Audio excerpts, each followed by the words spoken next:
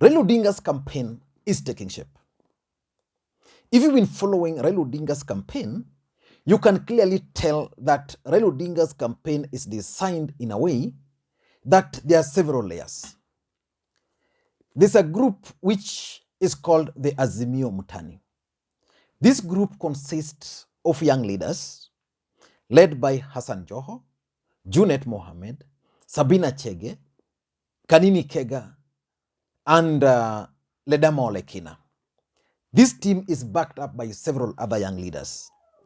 The main mandate of this team is generally to traverse the entire country selling Raila Amolo Odinga. So that's the first team. Then at the second team, there is the regional teams, which is predominantly led by governors. And yesterday, in Ukambani, the Ukambani governors, that is Governor Alfred Mutua of Machakos, Governor Charity Ngilu of Kitui, and the Makueni governor, Professor Kivutha, were in Makueni campaigning for Raila Amolo Odinga under the banner of Azimio. Which brings me to the subject of this video. And by the way, before that, then there's the third team, which is now Raila Odinga and President Uhuru Kenyatta. That team will be backed up by these two other teams. And it takes me to the Azimio rally in Makueni yesterday. Today they are also in Machakos. And I want to begin this analysis because I want to go into that particular rally and do a critical analysis. But I want to begin by asking you a very simple question.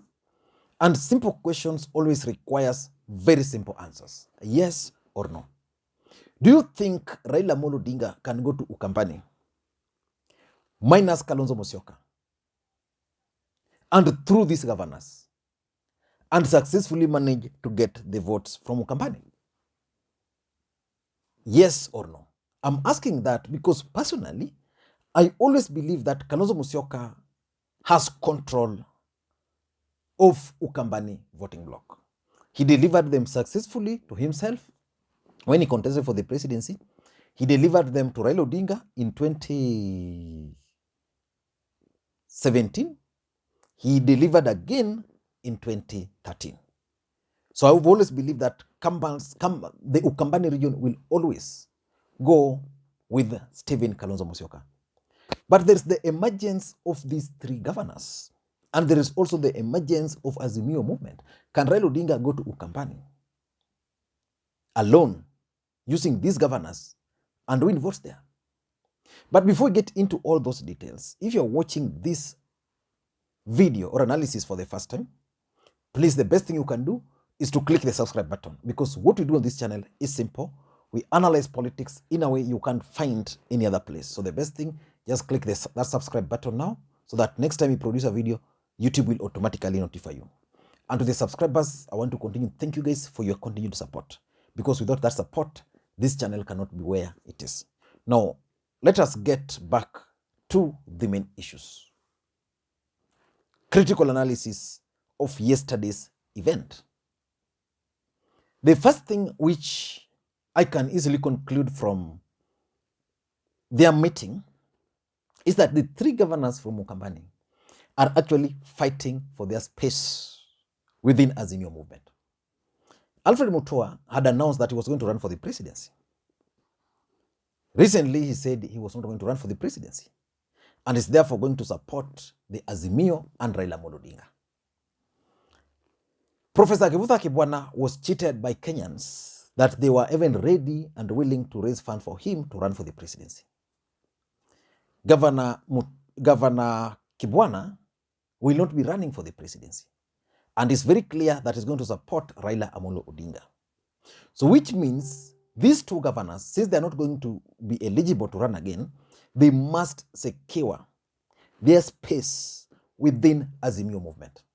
And they can only secure that space if they create their own space. Charity Ngilu is going for a second term. And my understanding is that Charity Ngilu must be very guarded, and Charity Ngilu must be very careful not to antagonize Kalonzo Musyoka. And that's why if you watched the or if you followed the event, Alfred Mutua came so hard on Kalonzo Musyoka, claiming that Kalonzo Musyoka demanded some billions. Professor Kivutha has been so hard on Kalonzo, but Ngilu has been very soft on Stephen Kalonzo Musyoka. So probably she understands that for her to succeed in Ukambani again, she needs the support of Kalonzo Musyoka. But the truth and the fact is that these three governors are actually fighting for their space within the Azimio movement. There's a space which is there, and they are occupying that space. Stephen Kalonzo Musyoka is yet to decide whether he's going to join Ruto or whether he's going to join Azimio. Assuming he joins Ruto, then this team shall have already secured their space. And assuming he will join the Azimio team, it will also still mean that this team here cannot be kicked out. They cannot be sent to the periphery. What I know for sure is that in the campaign structure, Wiper will be campaigning, but this team will be campaigning alongside Raila Odinga. So basically from yesterday's campaign, I can tell that these three governors are creating space for themselves within the Azimio movement and within Ukambani. And they announced it so well. Number two, I also tend to think that because in politics nothing happens out of pure coincidence, I tend to think that this is a strategy being used by Raila Odinga and President Uhuru Kenyatta to pile more pressure on Stephen Kalonzo Musyoka to join Azimio movement. Stephen Kalonzo Musyoka has always said that he will not support William Ruto, and of course he also said that he will not support Raila Odinga. But in One Kenya Lands movement, they are very clear, and the direction they are going to follow is only leading to Azimio. So which means Kalonzo Musyoka will also be coming to Azimio, but he's still delaying. So I tend to think that probably Gideon Moi, who is representing Uhuru Kenyatta in One Kenya Lands, told the president and Raila Odinga that what you need to do is to pile pressure on this guy in Ukambani. So these guys went, Raila went, organized with the governors, and these governors are now piling pressure on Kalonzo Musyoka. By piling pressure, Kalonzo Musyoka will be forced to do one thing: join Azimio. Because if you want to join Azimio, this team will entrench themselves.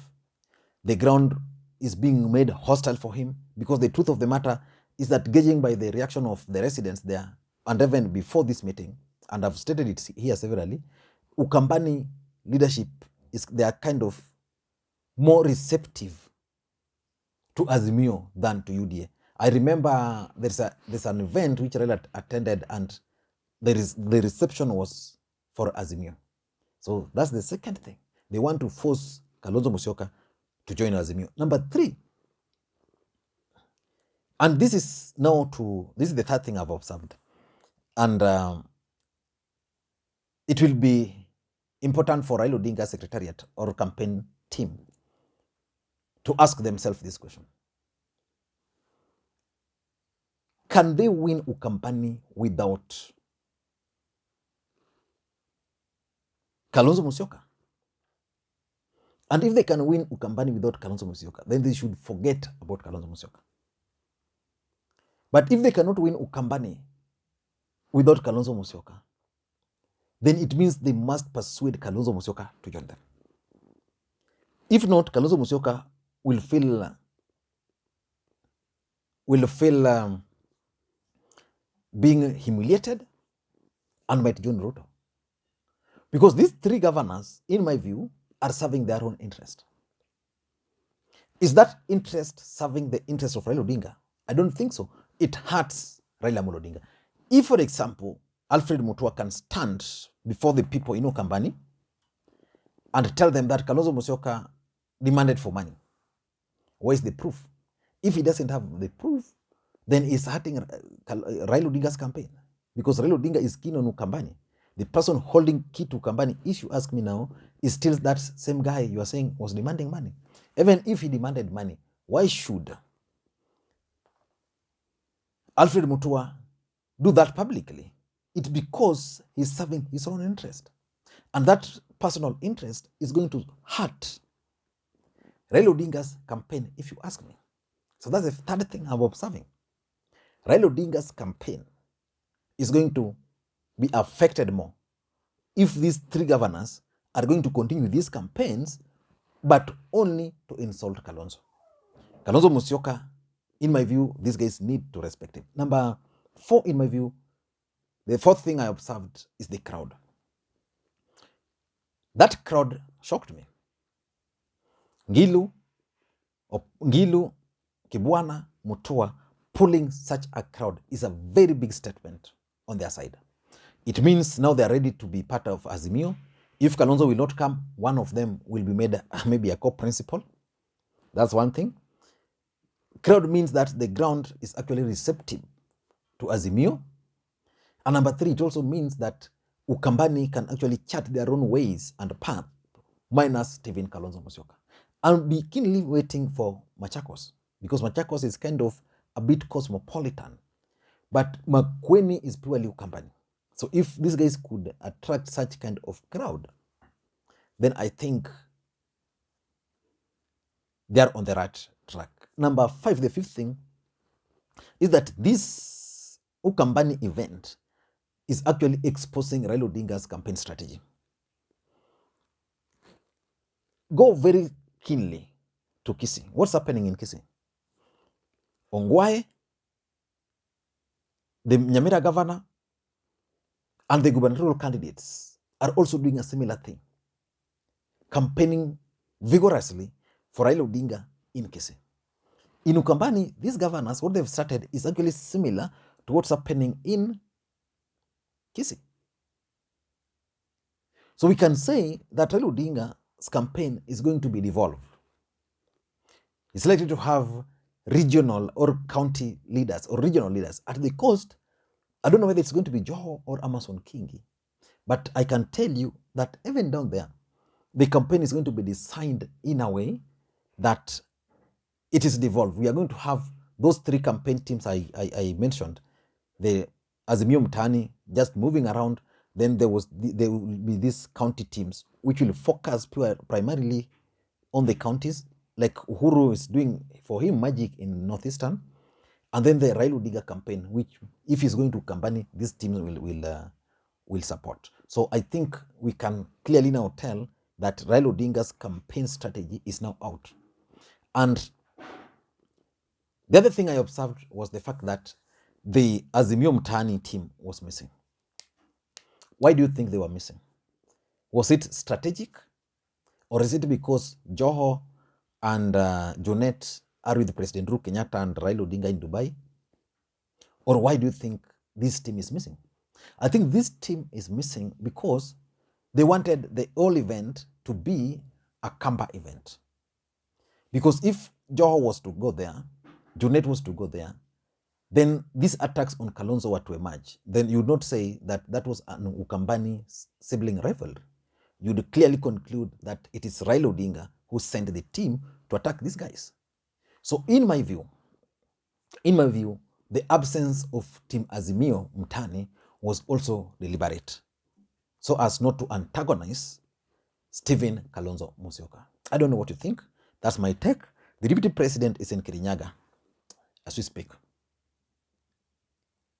The deputy president, in my view, is not getting the right crowd. In Kirinyaga today, President Uhuru Kenyatta's team, led by Purity Ngirishi, are also meeting religious leaders in Kirinyaga. That's a big statement because William Ruto campaign has always been about the church. But now we are seeing the deputy president going there. The church leadership is in a different place.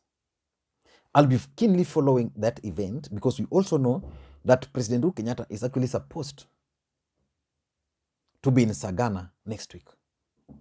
And the main reason why the deputy president went ahead of him was to try and consolidate the ground, try to persuade his supporters not to embarrass him, just to ensure that everything was within UDA. I don't know what you think, but that's something I'll be keenly following. Until next time, this is Makueni. I've been under a lot of pressure to do a video about ICC. I think I've done a lot of ICC videos on this platform. But maybe I should do it. Thank you, guys.